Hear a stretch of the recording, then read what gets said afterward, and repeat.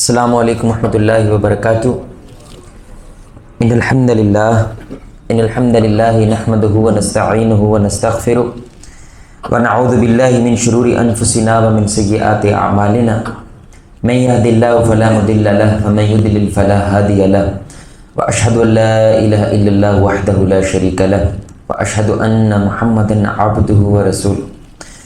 اما بعد، اعوذ باللہ من الشیطان الرجیم من حمده ونفخه ونفثه۔ یا ایھا الذین آمنوا اتقوا اللہ حق تقاته ولا تموتن الا وانتم مسلمون۔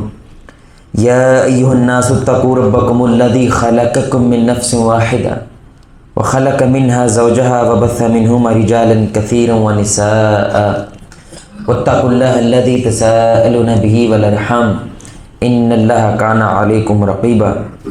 یا ایھا الذین آمنوا اتقوا اللہ وقولوا قولا سدیدا یصلح لکم اعمالکم ویغفر لکم ذنوبکم ومن یطع اللہ ورسولہ فقد فاز فوزا عظیما۔ اما بعد فإن خیر الحدیث کتاب اللہ وخیر الہدی ہدی محمد صلی اللہ علیہ وآلہ وسلم وشر الامور محدثاتها وکل محدثۃ بدعہ وکل بدعۃ ضلالہ وکل ضلالۃ فی النار۔ رب اشرح لی صدری ویسر لی امری واحلل عقدۃ من لسانی یفقہوا قولی۔ ہر قسم کی حمد و ثنا، بڑائی، کبریائی صرف اللہ وحدہ لا شریک کے لیے، اور لاکھوں کروڑوں درود جناب محمد رسول اللہ صلی اللہ علیہ وآلہ وسلم کی ذات پر، کہ جن کی محنتوں، جن کی کاوشوں کی وجہ سے آج آپ اور میں ایک اللہ کی عبادت کرنے والے ہیں۔ میرے پیارے بھائیوں، دوستوں، بزرگوں، ساتھیوں، بہت ہی قابل احترام سننے والی ماؤں اور بہنوں، کسی شخص کے بارے میں یہ مشہور ہوا کہ اللہ رب العزت نے اس کو ایک ایسی طاقت عطا کی ہے کہ وہ جس چیز کو چھوتا ہے وہ سونا بن جاتی ہے۔ یہ ایک حکایت ہے خواہشات کو سمجھانے کے لیے۔ تو کوئی بندہ بڑا غریب تھا، زندگی میں کھجل خراب ہو رہا تھا۔ اس نے سوچا کہ بزرگوں کے پاس جاتے ہیں، اگر وہ ہم سے خوش ہو گئے تو کسی ایک چھوٹے موٹے پتھر کو وہ سونا بنا دیں گے، زندگی بن جائے گی۔ وہ ان کے پاس چلے گئے اور کہنے لگے کہ زندگی کے مسائل گنوائے، بزرگوں نے ایک چھوٹے سے پتھر کے اوپر ہاتھ لگایا، وہ سونا بن گئی۔ اور بابا جی وہاں سے اٹھ کے چلے گئے۔ یہ پھر ان کے پیچھے پیچھے جا رہا ہے، کہنے لگا بھائی سونا تو بنا کے دے دیا نا، تو اب کس لیے آ رہے ہو؟ کہنے لگے جی یہ تو میرے لیے ہو گیا، میرے بچوں کے لیے ہو گیا، لیکن میرے خاندان کے لیے بھی کوئی محبت فرمائے۔ تو ایک بہت بڑا سا پتھر پڑا ہوا تھا، انہوں نے اس کو سونا بنا دیا۔ اس نے کہا بھائی اب تو یہ تیرے لیے بھی اور تیرے خاندان کے لیے بھی کافی ہے۔ بزرگ پھر وہاں سے اٹھ کے چل دیے، یہ پھر ان کے پیچھے پیچھے۔ بھائی اب تو خاندان بھی بھگت گئے یار، اب کیا چاہیے؟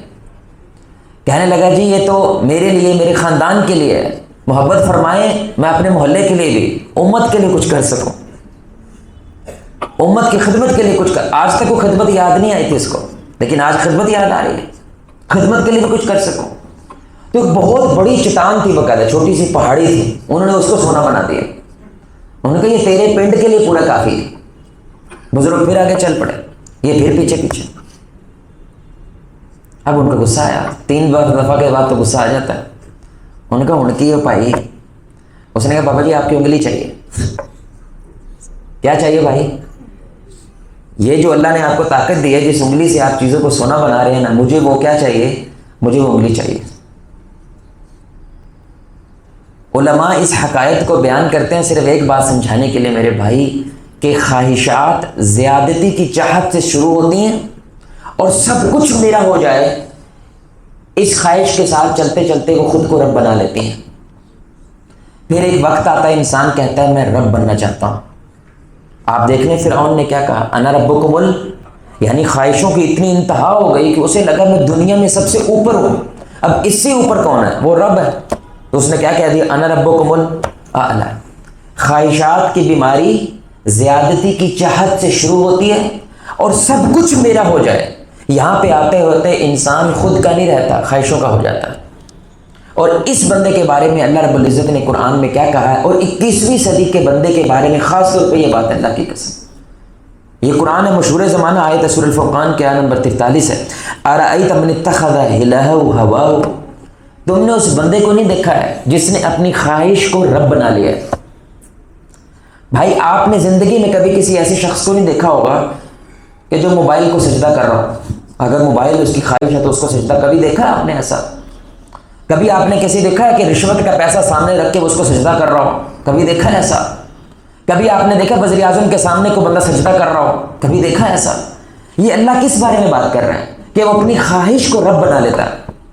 حقیقت میں رب وہ ذات ہوتی ہے میرے بھائی جو زندگی کے جب آپ فیصلے کرتے ہیں اس میں بنیادی کردار رب کا ہونا چاہیے۔ آپ کی زندگی کا مرکز اور محور رب ہونا چاہیے، یعنی اس کو بنیاد بنا کے آپ نے فیصلہ کرنا ہے میں نے ادھر جانا ہے یا نہیں جانا ہے، میں نے یہ کھانا ہے یا نہیں کھانا ہے، میں نے اس بندے شادی کرنی ہے یا نہیں کرنی ہے۔ اس کا فیصلہ کرنے کی بنیاد رب ہونا چاہیے۔ اللہ کہہ رہا ہے اس کے فیصلے کی بنیاد رب نہیں رہتا، دنیا بن جاتی ہے، پیسہ بن جاتا ہے۔ فلاں بندے سے یاری ہے کیونکہ جیب گرم اور ہم نرم ہیں، اس لیے یاری ہے۔ یاری اس لیے نہیں ہے کہ میں اللہ کے لیے محبت کرتا ہوں، اللہ کی نفرت کرتا ہوں، خود غرضی پیدا ہوگی، حسد پیدا ہوگا۔ اس لیے خواہشات کو رب بنا لینے کا مطلب یہ ہوتا ہے کہ اب جب اللہ کے اور خواہشات کے درمیان انتخاب کرنا ہوتا ہے، یہ اللہ کو چھوڑ دیتا ہے اور اس خواہش کی بنیاد کے اوپر فیصلہ کرتا ہے۔ جب کوئی بیٹا اپنی ماں کو یہ کہہ دے استغفر اللہ کہ تو نے میرے جنازے پہ بھی نہیں آنا، تو نے میرے ساتھ ظلم کیا، میرے ساتھ زیادتیاں کی ہیں، ایک طرف اللہ کے کہہ رہے وبالوالدین احسانا، آپ کے ماں باپ فرعون ہیں لیکن دنیاوی حوالے سے آپ نے کیا کرنی ہے؟ ان کی خدمت کرنی ہے، دنیاوی حوالے سے آپ نے ان کی بات ماننی ہے۔ لیکن یہ بندے کے ذریعے اب اللہ کا فیصلہ ہے اور ایک اس کی نفس بول رہا ہے کہ جو کچھ میرے ماں باپ نے کیا وہ غلط کیا، یہ نفس کا انتخاب کرتا ہے، اللہ کو چھوڑ دیتا ہے، قرآن چھوڑ دیتا ہے۔ یہ وہ بات ہے جو اللہ کہہ رہا ہے کہ خواہشات ایک وقت آتا ہے نعوذ باللہ اس کی زندگی میں، اللہ ایسا نہیں ہے استغفر اللہ، اس کی زندگی میں یہ رب کا ذکر چھوٹا کر دیتا ہے اور خواہشات کو بڑا کر دیتا ہے۔ اب تو مغرب بھی میرے بھائی ایک نتیجے پہ پہنچا ہے، جنہیں یہ جملہ کتنا عجیب ہے لیکن بڑا کمال ہے، صرف اس ایک جملے پہ پورا خطبہ پڑھایا جا سکتا ہے۔ وہ کہتے ہیں کہ کم جو ہوتا ہے نا میرے بھائی وہ حقیقت میں زیادہ ہوتا ہے، اور جو زیادہ ہوتا ہے وہ حقیقت میں کم ہوتا ہے۔ لیس از مور اینڈ مور از لیس۔ جو نوجوان بیٹھے ہیں کبھی گوگل کریں اس کو بھی کہ جو کم ہوتا ہے وہ حقیقت میں کیا ہوتا ہے؟ بھائی سارے بولیں زیادہ ہوتا ہے، اور جو زیادہ ہوتا ہے وہ حقیقت میں کیا ہوتا ہے؟ کم ہوتا ہے۔ خواہشات کیا کہتی ہیں؟ زیادہ ہونا چاہیے کم ہونا چاہیے؟ بولے بھائی خواہشات کیا مانگتی ہیں؟ وہ تو ختم نہیں ہونی ہے۔ الہاکم التکاثر حتی زرتم المقابر، اللہ کہتے ہیں زیادتی کی چاہت نے انسان کو ہلاک کر دی یہاں تک کہ قبر آ جاتی ہے، یہ اللہ کہہ رہا ہے۔ لیکن گورا جو اللہ کو مانتے ہی نہیں ہے، جس نے کہا تھا سب کچھ یہ دنیا ہے، جس کے پاس جتنا پیسہ ہے وہ اتنا کامیاب ہے، آج وہ کیا کہہ رہا ہے؟ زیادہ کم ہوتا ہے اور کم زیادہ ہوتا ہے۔ اور انہوں نے باقاعدہ اس کا تجربہ کیا، انہوں نے ایک مال کے اندر ایک جگہ پہ 25 قسم کے شہد رکھے۔ کتنے قسم کے بھائی؟ 25 قسم کے شہد رکھے، اور دوسری جانب صرف 2 قسم کے شہد رکھے، اور جو 2 قسم کے شہد تھے اس کی قیمت زیادہ ہے، اور جو 25 قسم کے شہد ہیں اس پہ ڈسکاؤنٹ بھی ہے۔ گورا میرے بھائی یعنی کسی نتیجے پہ نہیں پہنچتا کیونکہ وہ تو وہی کو نہیں مانتا، وہ تجربے کرتا ہے۔ آپ کو کیا لگتا ہے میرے بھائی زیادہ لوگ جب مال کے اندر داخل ہوں گے وہ کس کی طرف جائیں گے؟ جو 25 شہد لگے ہوئے ہیں یا جو 2 شہد لگے ہوئے کس کی طرف جائیں گے؟ بولیں بھائی 100% 25 کی طرف جائیں گے۔ لیکن جب دن ختم ہوا تو وہ حیران رہ گئے یہ بات دیکھ کر کہ جو 2 قسم کا شہد تھا اس کی سیل زیادہ ہوئی ہے، اور جو 25 قسم کے شہد تھے اس کی سیل کم ہوئی ہے۔ اور انہوں نے یہ تجربے ہر جگہ پہ کیے اور نتیجہ بولے بھائی نتیجہ ایک ہی نکلا۔ وجہ کیونکہ جتنی مقدار زیادہ ہو جاتی ہے فیصلہ کرنا اتنا، بولے بھائی فیصلہ کرنا اتنا مشکل ہو جاتا ہے، کیونکہ جب آپ نے 2 چیزوں میں سے کسی ایک کا انتخاب کرنا ہوتا ہے تو آپ فائدہ اور نقصان دیکھتے ہیں نا بھائی کہ کون سی چیز فائدے میں ہے کون سی چیز نقصان میں ہے۔ لیکن جب چیزیں جتنی زیادہ ہونے لگیں وہ فائدہ نقصان دیکھنے کی ایبلٹی انسان کیا ہو جاتی ہے؟ ختم ہو جاتی ہے۔ لیکن جو 2 شہد ہیں ان میں سے فیصلہ کرنا آسان ہے یا مشکل ہے؟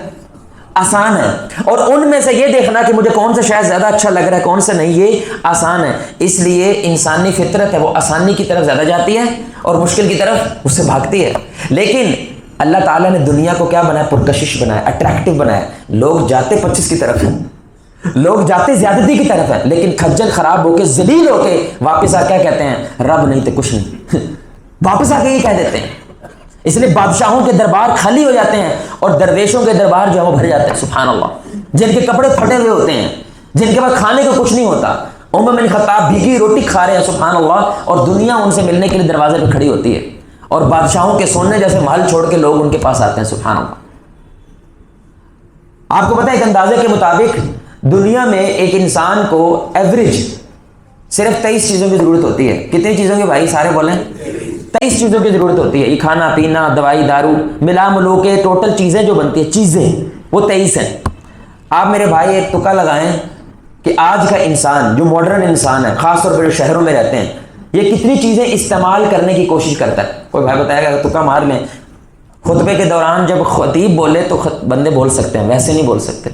جی بھائی کیا لگتا ہے؟ 23 چیزوں کی ضرورت ہے۔ ایک انسان آج کی دنیا میں جو خاص طور پہ ماڈرن انسان ہے، شہری، وہ کتنی چیزیں استعمال کرتا ہوگا بھائی؟ بولے 100 150 بھائی، اور کوئی آدھا بول دیں 3 لاکھ۔ کتنی؟ 3 لاکھ۔ کبھی ٹیشو پیپر سنا تھا پاپا جی آپ نے گھر میں؟ بول رہے ہیں کبھی سنا تھا ٹیشو پیپر؟ صابنیں کم از کم 100 قسم کی ہیں، بھانڈے دھونے دی علیحدہ ہے، کپڑے دھونے دی علیحدہ ہے، پھنسی نکل علیحدہ ہے، ویسے دھونی علیحدہ ہے، خشکی نکل علیحدہ ہے، 100 قسم کی تو صابن ہے۔ 170 ارب ڈالر کی صرف میک اپ کی انڈسٹری ہے، ناخن کیسا بنانا ہے میرے بھائی 100 ارب ڈالر سے بڑی انڈسٹری بن چکی ہے۔ خواہشات، یہ گورا کہہ رہا ہے، یہ مسلمان نہیں کہہ رہا، اور اللہ نے تو پہلے ہی کہہ دیا تھا الہاکم التکاثر، زیادتی کی چاہت تجھے برباد کر دے گی، تو اس قابل ہے ہی نہیں ہے کہ تو اتنا کچھ سہ سکے۔ سوال پیدا ہوتا پھر اللہ نے ہمارے لیے خواہشیں پیدا کیوں کی تھی؟ یہ جو ایتھیسٹ ہو جاتے ہیں، جو اللہ کو نہیں مانتے، انکار کرتے ہیں کہ تم کہتے ہو کہ یہ پوری نہیں کرنی ہے، تو اللہ نے پیدا کیوں کی؟ سوال ہے نا بھائی۔ خواہشات تھیں آخرت کے لیے اور ضروریات تھی دنیا کے لیے، کیونکہ دنیا ختم ہو جانے والی ہے اور ضرورت بھی، بولے بھائی، ضرورت بھی ختم ہو جاتی ہے۔ آخرت ختم ہونے والی نہیں ہے تو خواہشات بھی ختم ہونے والی نہیں ہے۔ تو اللہ چاہتا تھا یہ خواہشات میں نے پالی ہیں تیرے اندر، تاکہ تو ان کی وجہ سے کیا کرے؟ تھوڑی دیر صبر کر لے اور ان کو آخرت کے لیے بچا، ہمیش کی زندگی کے لیے بچا، جہاں کچھ ختم نہیں ہوگا۔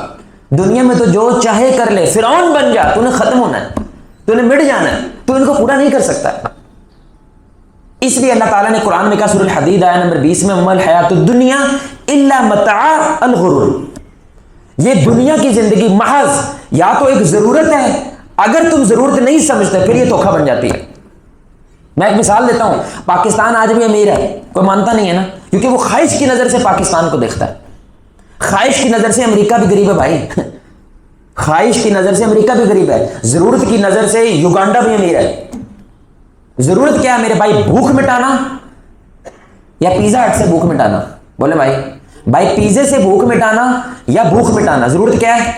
بھوک مٹانا۔ آج بھی پاکستان میں 30 روپے میں بھوک مٹ جاتی ہے؟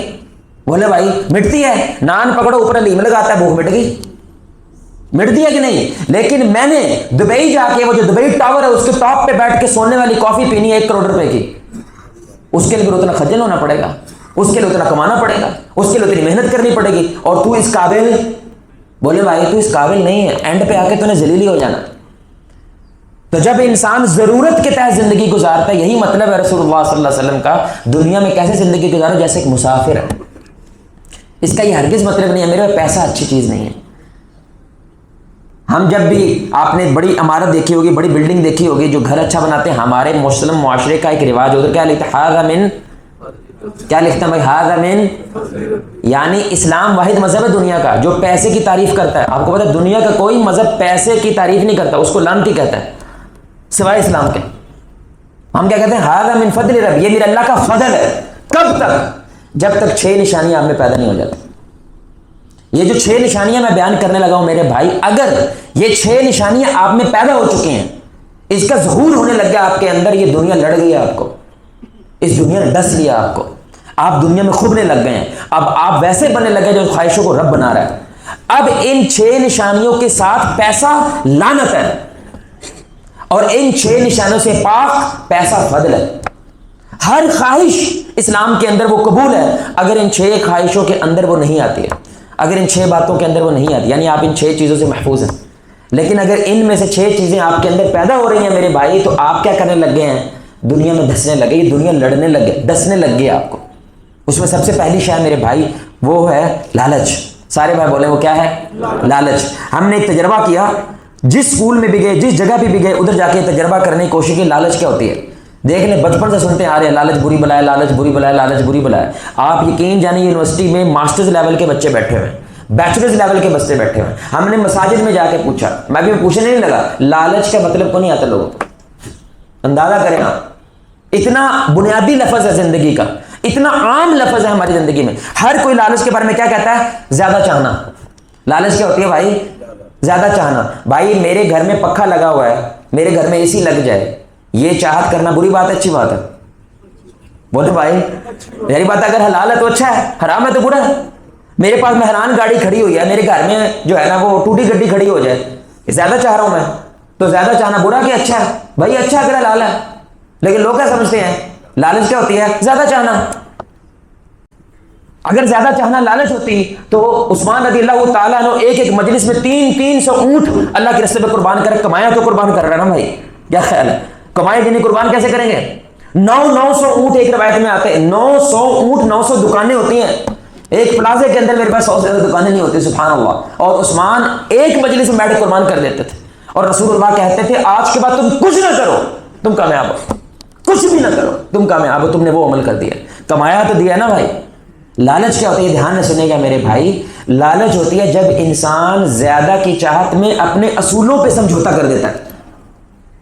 زیادہ کی چاہت میں اپنے اصولوں پہ کیا کرتا ہے بھائی؟ سمجھوتا کر دیتا ہے. اس لیے رشوت لینا لالچ ہوتی ہے, کیونکہ اب وہ کہتا ہے میرے 60,000 تنخواہ ہے وہ مجھے پوری نہیں پڑتی, مجھے لاکھ چاہیے.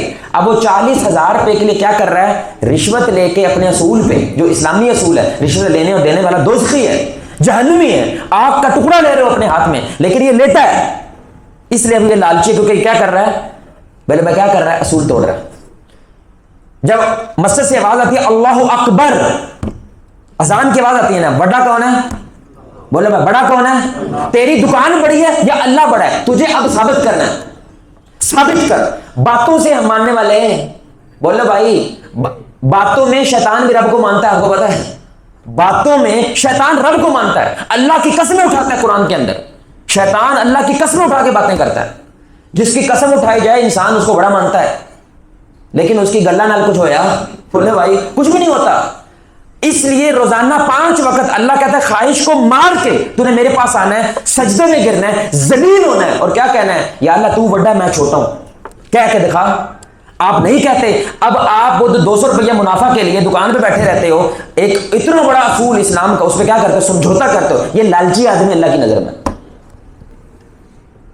آپ کو ماں بلا رہی ہے اور ایک طرف آپ کو اپنی بیوی بلا رہی ہے میرے بھائی, تو آپ کو پہلے کس کی سننی ہے؟ ماں کی سننی ہے. اس کا یہ مطلب نہیں ہے ماں کی ہر بات ماننی ہے, ہو سکتا ہے وہ غلط بھی ہو, لیکن سننی تو پہلے کس کی ہے؟ ماں کی سننی ہے. لیکن اگر آپ اپنی بیگم کی طرف جاتے ہو اور اس کی وجہ سے اپنی ماں کو ناراض کر رہے ہو, یہ لالچی آدمی ہے, کیونکہ یہ اصول توڑ رہا ہے. کس کے لیے؟ کیونکہ بیگم سے اس کو کیا ہے؟ کچھ کام ہے, اس کے بچے پال رہی ہے, اس کی خواہش نفس کو پورا کر رہی ہے. اب آپ رسول اللہ صلی اللہ علیہ وسلم کی حدیث سنیں. آپ صلی اللہ علیہ وسلم نے فرمایا, کعب بن مالک رضی اللہ عنہ حدیث کے راوی ہیں, کہ 2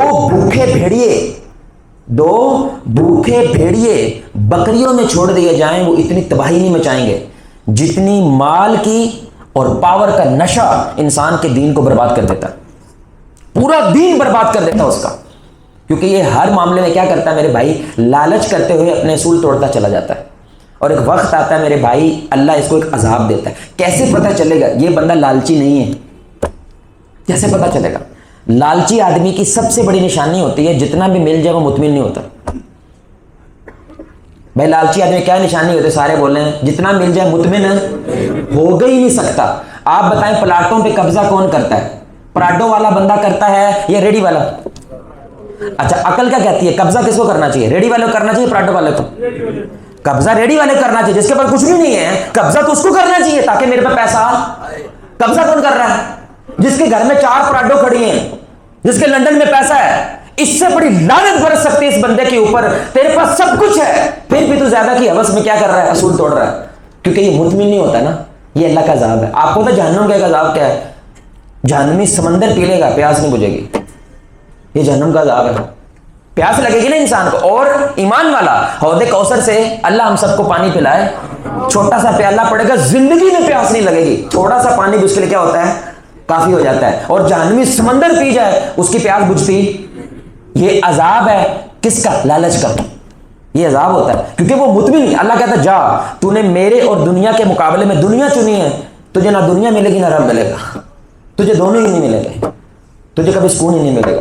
روٹی کھاتا ہے پھر بھی روٹی کھانے کے بعد حکومت کو گالیاں دیتا ہے، بیگم کو گالیاں دیتا ہے، پورے ملک کو گالیاں دیتا ہے. گالیاں کھا کے سو جاتا ہے. یعنی روٹی کھا لی ہے نہیں سمجھ رہے، 2 روٹیاں کھائی ہیں، گوشت کھایا ہے، چکن کھایا ہے، کمایا ہے، اللہ نے پیسہ دیا ہے، گھر دیا ہے، سب کچھ ہے، پھر بھی گالیاں دے رہا ہے. مطمئن نہیں. یہ عذاب ہے. تو یہ پہلی نشانی ہے. آپ لالچی ہیں، دنیا نے ڈس لیا آپ کو. کیونکہ یہ دنیا ڈستی اس وقت ہے جب بندہ لالچی ہوتا ہے، اور لالچی اس وقت ہوتا ہے جب دنیا ڈس لیتی ہے. دوسری بات میرے بھائی، کیونکہ اب یہ لالچی ہو جاتا ہے، اب اللہ اس کو دوسری، یعنی اب توبہ نہیں کی اس نے، تو بیماری کیا ہوتی ہے، اور بڑھتی ہے. اور بڑھتے ہوئے دوسرے لیول پہ کیا آتا ہے میرے بھائی، اب جو اس کے پاس ہوتا ہے نا یہ اس پہ نظر نہیں رکھتا، جو اس کے پاس نہیں ہے نا اس کو اس کی ٹینشن پڑ جاتی ہے. دوبارہ سنیں، جو اس کے پاس موجود ہے، 4 بیٹیاں موجود ہیں، گھر موجود ہے، سب کچھ ہے، اس پہ اس کی نظر نہیں جاتی. جو موجود نہیں ہے اس کی نظر اس پہ جاتی، جس کی وجہ سے ناشکرا ہو جاتا ہے. ناشکری کیا ہوتی ہے میرے بھائی، کہ جہاں پہ انسان جو کچھ ہے اس سے توجہ ہٹا لیتا ہے، اور جو کچھ نہیں ہے اس کی شکایتیں کرتا ہے. اللہ قرآن میں کتنی خوبصورت بات کہتا ہے، اللہ کا قسم مجھے اللہ پہ اتنا پیار آتا ہے یہ آیت پڑھ کے، قسم سے. یہ سنیے گا ذرا. اللہ کہتے ہیں ما یفعل اللہ بعذابکم ان شکرتم وآمنتم. اللہ کہتا ہے او بندے مجھے کیا ضرورت پڑی ہے تجھے عذاب دینے کی. یہ کون کہہ رہا بھائی، سارے بولے مجھے کیا ضرورت پڑی ہے تجھے عذاب دینے کی، اگر تو شکر گزار ہے اور میرے پہ بھروسہ رکھتا ہے. اللہ اکبر. یعنی اگر نہیں رکھتا تو مجھے دینا پڑے گا، وجہ کیونکہ میرے اصول ہیں. اور ناشکری میرے بھائی کٹی میں پڑ گئی ہے ہمارے معاشرے کے اندر. کٹی میں ہر کوئی اپنے ملک کو گالیاں دے رہا ہے حالانکہ روٹی کھا رہا ہے. 70 سال زندگی گزر کے، دانت ٹوٹ کے اللہ کی نعمتیں کھا کھا کے ابھی بھی کیا کہتا ہے، کاخ نہیں لبیا، سب زندگی خجل ہو گئی ہے. شرم آ رہی ہے، شرم آ رہی ہے بھائی. اللہ کی نعمتیں کھا کھا کے دانت ٹوٹ گئے تیرے، ختم ہو گئے ہیں. شوگر ہو گئی تجھے. شوگر کب ہوتی ہے، بھوکے رہ گئے. او بولو شوگر بھوکے، 4 کروڑ بندہ میرے بھائی شوگر کا مریض ہے، بھوکے رہ کے شوگر ہوتی ہے. ہر بندہ میرے بھائی خوراک کی وجہ سے تو پریشانی میں ہے. زیادہ کھا رہا ہے یار، او تھوڑا کھا بھائی ٹھیک ہو جائے گا. زیادہ کھا رہا ہے.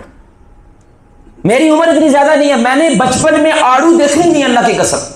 ہمارے گاؤں میں ہوتا ہی نہیں تھا یار. آڑو کھجل ہو رہے ریڑیوں کے اوپر 150 روپے کے اندر. او باہر کی دنیا ترستی ہے ان چیزوں کے لیے یار.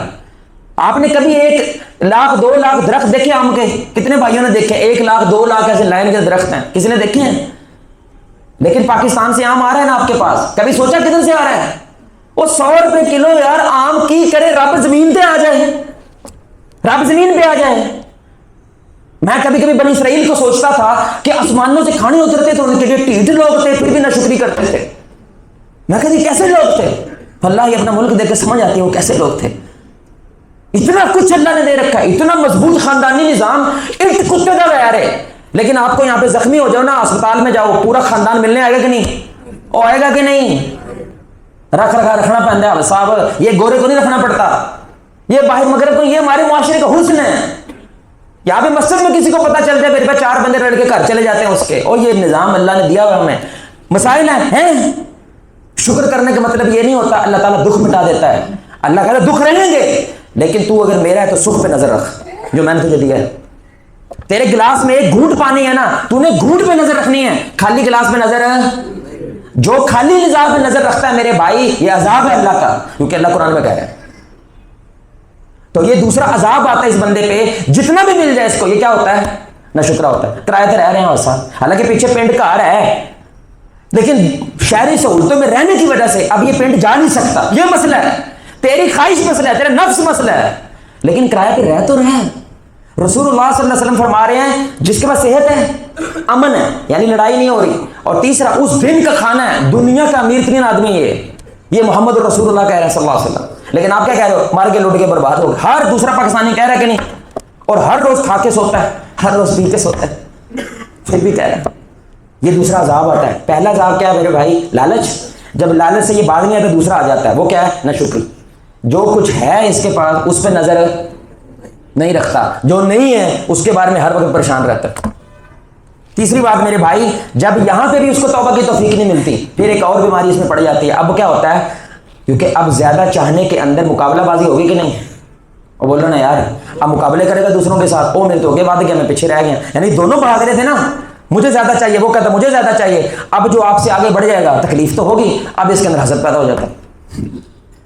اب اس کے اندر کیا پیدا ہوتا ہے؟ حسد. کیا ہوتا ہے میرے بھائی؟ حسد یہ ہے کہ میرے مسلمان بھائی کے اوپر اللہ کی نعمت کو دیکھنے کے بعد اس کے اندر دو خواہشیں پیدا ہوں. یا تو وہ نعمت چھین کے میرے پاس آ جائے، مجھے نہیں نہ ملتی، اس کے پاس نہ رہے. یہ حسد ہے.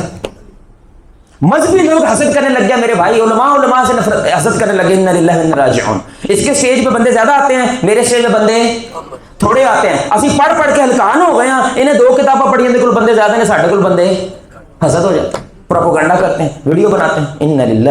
یہودی مسلمانوں کے دشمن اللہ قرآن میں کہتا ہے حسد من عند انفسہم، کیونکہ ان کے اندر مسلمانوں کے لیے حسد پایا جاتا ہے. اللہ قرآن میں کہہ رہا ہے سورہ بقرہ آیت نمبر 109 میں. حاسد بندے کی نشانی ہوتی ہے، اس سے ماشاءاللہ نہیں کہا جاتا. حاسد بندے سے کہا ہی نہیں جاتا، بہت مشکل ہوتی. اس لیے ہمیں گڈیوں کے پیچھے لکھنا پڑتا ہے ماشاءاللہ، تاکہ انہیں دھیان پوے تو یکدم ان منہ چ نکلے. کبھی کبھی آپ نے دیکھا ہے کہ تسی ماشاءاللہ 10 سال ہو گئے ہو 1 to 5 نہیں کٹوا سکے ہیں، نال والے دی گھر وک گیا انہیں ہونڈا کٹا لیے. سمجھ رہے ہیں؟ تو آپ کو کوئی بندہ کہ ماشاءاللہ یار اللہ تعالیٰ نے بڑی او حضر آمدہ ہے، آرام دہ پیسہ سارا، تمہیں کیوں پتا؟ حافظہ درسو دینا کوئی نہیں ہو سکتا. یعنی تجھے سمجھ نہیں آئی اس لیے رام ہے. یار تو ماشاءاللہ کیا، او بھائی یار ماشاءاللہ تو پیچھے پہ جانا ساڈے.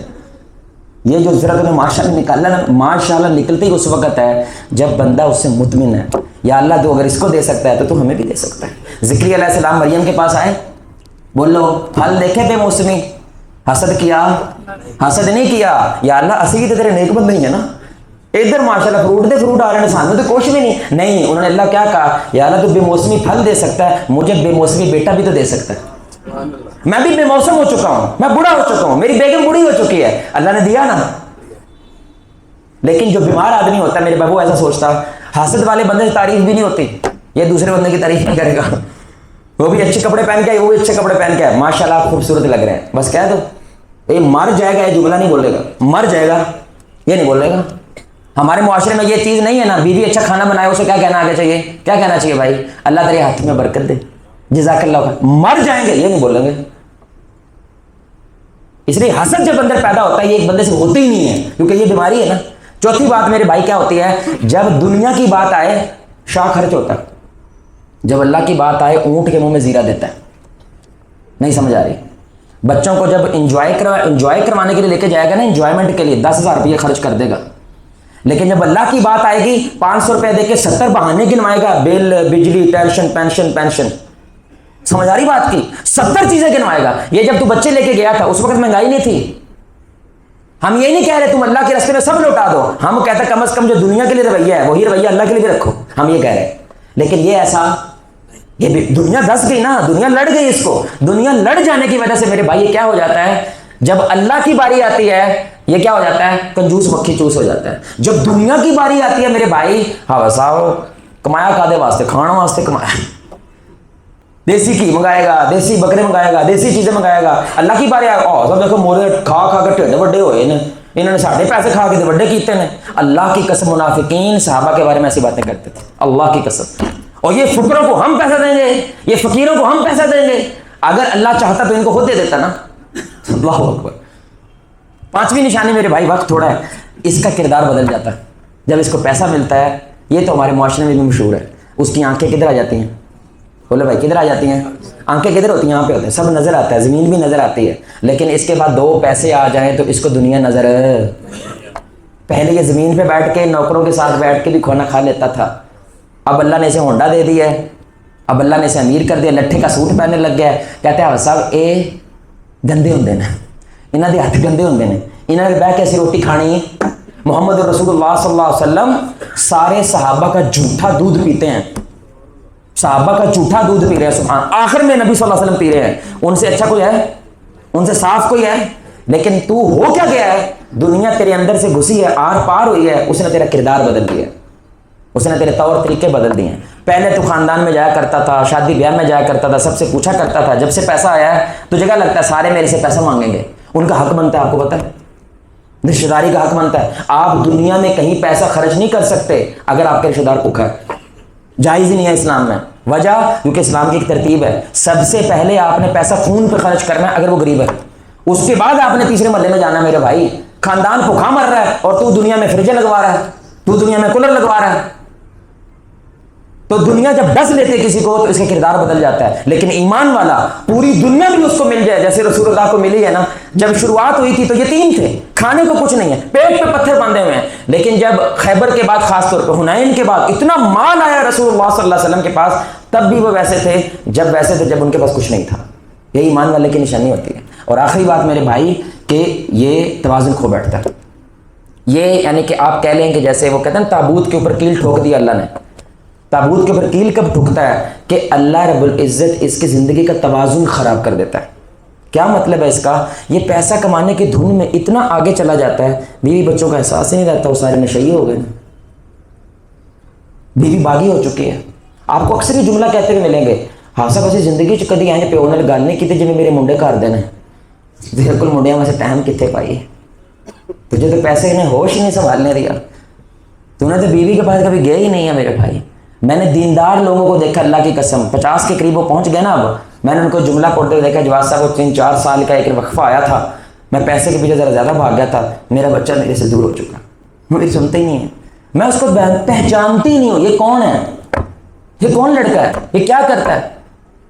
ہم کانفرنس سیشنز کرتے ہیں، ہم بتاتے ہیں ماں باپ کو آپ کا بچہ یہ معاف کر رہا ہے، وہ حیران رہ جاتے ہیں. 14 سال کا بچہ میرے بھائی لڑکی کے عشق میں گرفتار ہے، اندازہ کرے 14 سال کا بچہ، اور پڑھ نہیں رہا، لکھ نہیں رہا، کچھ کر نہیں رہا. ماں باپ کو غصہ چڑھا ہوا ہے. بات آئی، بات چیت کی، تھوڑے سے بیٹھ، غیروں کے ساتھ اگر وہ اپنا آپ کھول سکتا ہے، کس کے ساتھ کھولنا چاہیے تھا؟ اس کو باپ کے ساتھ کھولنا چاہیے تھا، لیکن ٹائم ہی نہیں ہے نا. تو یہ کیا کرتا ہے؟ توازن کھو بیٹھتا ہے. میرے بھائی اس کو دنیا تو مل جاتی ہے، باقی سب برباد ہو جاتا ہے. رسول اللہ صلی اللہ علیہ وسلم کے بعد صحابی کی شکایت آئی. وہ صحابی کون ہے؟ جو ہر وقت عبادتوں میں پڑے رہتے ہیں، نہ بیوی کا ہوش ہے، نہ جسم کا ہوش ہے، نہ کسی اور چیز کا ہوش ہے. یہاں پہ دنیا کی بات نہیں ہو رہی. کیا کر رہے ہیں وہ؟ ہر وقت عبادت ہے. روزے رکھ رہے ہیں تو بیوی نے تیار ہونے چھوڑ دیا. جب شکایت ہوئی بھی تیار کیوں نہیں ہوتے، تو کہنے لگا میرے شوہر کو ہوش ہی نہیں، یا تو وہ نمازیں پڑھتا رہتا ہے رات کو، یا روزے رکھتا رہتا ہے. رسول اللہ کے پاس شکایت ہے، بخاری کی حدیث ہے، آپ صلی اللہ علیہ وسلم نے فرمایا، او میرے صحابی، تیرے جسم کا تیرے پہ حق ہے، تیرے نفس کا تیرے پہ حق ہے، تیری بیوی کا تیرے پہ حق ہے، تیرے رب کا بھی تیرے پہ حق ہے. سب کو اس کا حق دینا ہے. اس کے بارے میں پوچھو نہیں ہے تیرے سے. یہ جسم کے بارے میں خیال نہ رکھنا. شوگر بھی ہو جا رہی ہے تو پھر بھی رسگلے کھا رہے ہیں، ڈائبٹیز ہوئی ہے پھر بھی میرے بھائی بے احتیاط ہے، او رب کرم کرے گا. یہ جائز نہیں ہے. آپ نقصان پہنچا رہے ہیں اپنے جسم کو. یہ جسم آپ کا نہیں ہے، یہ اللہ کی امانت ہے. اللہ نے اس امانت کے بارے میں پوچھنا ہے. جان بوجھ کے بڑا غلط کر رہے ہو، اس کا خیال کرنا بھائی، اس کی صحت کا خیال رکھنا، کیونکہ اس کا پوچھنا اللہ نے. اسی طرح بیوی کو حق دیا ہے، بچوں کو ان کا حق دیا ہے. یہ اللہ تعالیٰ نے آپ سے پوچھنا. تو توازن جو ہے نا قائم نہیں رہتا. اس کی وجہ سے اس کو جتنا بھی مل جاتا ہے، اس کو کیا لگتا ہے میں ناکام ہوں، کیونکہ میرے بچے میرے نہیں ہیں، میری بیوی میری نہیں ہے، میرا گھر میرا نہیں ہے، میرا خاندان میرا نہیں ہے. یہ سب کچھ ہو جاتا ہے تو صحت بری ہو جاتی ہے، صحت اچھی ہوتی ہے تو دین برا ہو جاتا ہے. یعنی یہ توازن قائم نہیں رکھ پاتا. تو دوبارہ سے یہ 6 باتیں میں ریپیٹ کر دیتا ہوں میرے بھائی، کہ دنیا جب کسی کو لڑ جاتی ہے، جب دنیا کسی کو ڈس لیتی ہے میرے بھائی، اور وہ خواہشات کو رب بناتا ہے، تو 6 نشانیاں ہیں. پہلی نشانی، وہ لالچی ہو جاتا ہے، یعنی وہ زیادہ کی چاہت میں اپنے اصولوں پہ سمجھوتا کرنے لگتا ہے. دوسری نشانی، وہ ناشکرا ہو جاتا ہے، وہ اس چیز کو دیکھتا ہے جو اس کے پاس نہیں ہے، جس کی وجہ سے وہ گالیاں دیتا ہے، بدتمیزی کرتا ہے، ناشکری کرتا ہے. جو کچھ ہے وہ اس کو بھول جاتا ہے. تیسری نشانی، اس میں حسد پیدا ہو جاتا ہے. اب کیونکہ وہ مقابلہ بازی میں آ گیا ہے، اب میرے بھائی آس پاس کے لوگ جب اس سے آگے بڑھتے ہیں، وہ ملنا چھوڑ دیتا ہے، کیونکہ ان کا وجود اس سے برداشت نہیں ہوتا، ان کی کامیابی ان سے برداشت نہیں ہوتی. چوتھی بات، جب اللہ کی بات آئے میرے بھائی، تو یہ اونٹ کے منہ میں زیرہ دیتا ہے، جب دنیا کی بات ہے تو شاخ خرچ ہو جاتا ہے، کھلا خرچہ کرتا ہے، کھلے کپڑے خریدتا ہے. لیکن اللہ وما قدر الحق کے قدر ہی، اللہ کہتا ہے بندے تجھے میری قدر نہیں ہے، تجھے اپنے پیٹ کی قدر ہے، تجھے نیل پالش بھی اپنے بیٹی کو لے کے دے رہا ہے سبحان اللہ، لیکن جب بات میری آتی ہے تو بہانے بنانے لگ جاتا ہے. پانچویں نشانی، اس کا کردار بدل جاتا ہے. جو پہلے تھا اچھا تھا، لیکن جب پیسہ آتا ہے یہ کیا ہو جاتا ہے؟ آنکھیں پھیر لیتا ہے، اپنوں سے آنکھیں پھیر لیتا ہے، عجیب و غریب قسم کے رویے پیدا کر لیتا ہے. اور آخری نشانی، اس کا توازن کھو بیٹھتا ہے. توازن نہیں رہتا میرے بھائی. چار چیزوں میں ہوتا ہے، ایک دماغ ہوتا ہے یعنی کہ علمی حوالے سے، جسم ہوتا ہے، روح ہوتی ہے، اور رشتہ داریاں ہوتی ہیں. یہ توازن ان چار چیزوں میں برقرار نہیں رکھ پاتا، جس کی وجہ سے ایک چیز تو اس کو مل جاتی ہے، باقی تینوں چیزیں یہ کھو دیتا ہے. اللہ سے دعا ہے میرے بھائی، اللہ رب العزت ہمیں صحیح معنوں کے اندر اپنی خواہشات اور اپنی ضرورت کے درمیان توازن قائم کرنے کی توفیق عطا فرمائے. اللہ رب العزت ہمیں ان 6 بیماریوں سے محفوظ فرمائے. میرے بھائی اگر یہ 6 بیماریوں سے پاک ہو کے آپ خرب پتی ہیں، آپ دنیا کے امیر ترین انسان ہیں، اللہ آپ کی تعریف کرتا ہے، اللہ اس پیسے کی تعریف کرتا ہے. وجہ کیونکہ تم میں یہ 6 مسئلے نہیں ہیں، تمہیں دنیا نے ڈسا نہیں ہے. لیکن اگر یہ 6 بیماریوں میں سے تمہیں بیماریاں پیدا ہونے لگے، رک جاؤ، تھوڑا پیسہ کما لو، آخرت بچا لو، رب بچا لو. یہ دنیا ذلیل کرتی ہے، اس سے نہ فرعون بچا، نہ نمرود بچا، نہ ابو جہل بچا. دنیا کی بڑی بڑی سپر پاورز آ چکی ہیں، یہاں پہ کچھ بھی نہیں ہے، وہ کوئی بچ نہیں سکا میرے بھائی، آپ بھی نہیں بچ سکو گے. دنیا ہمیشہ جیت جاتی ہے، انسان ہی ہے جو ہمیشہ ہار جاتا ہے. کیونکہ اللہ کہتے ہیں الحاکم التکاثر حتی زرتم المقابر، زیادتی کی چاہت نے تمہیں کیا کر دیا؟ برباد کر دیا. میرے بھائی داؤد علیہ السلام اللہ سے کہتے ہیں کہ یا اللہ تو کہتا ہے کہ ان چیزوں پہ شکر ادا کرو جو تم نہیں جانتے، تو وہ کون سی چیزیں ہیں؟ وہ کون سی چیزیں ہیں؟ تو اللہ رب العزت نے سانس لے کے دکھا. داؤد علیہ السلام نے سانس لیا. اللہ تعالیٰ نے کہا تو میرے سانس لینے کا شکر ادا نہیں کر سکتا. تو میں نے گوگل کیا، انسان روزانہ میرے بھائی کم از کم ہزاروں مرتبہ کیا کرتا ہے؟ سانس لیتا ہے. سبحان اللہ. کبھی آپ نے سانس لینے کا شکر ادا کیا میرے بھائی؟ کیا کہتے ہیں زندگی کے ہیں 2 جہاں، ایک یہ جہاں ایک وہ جہاں، ان 2 جہانوں کے بیچ میں فاصلہ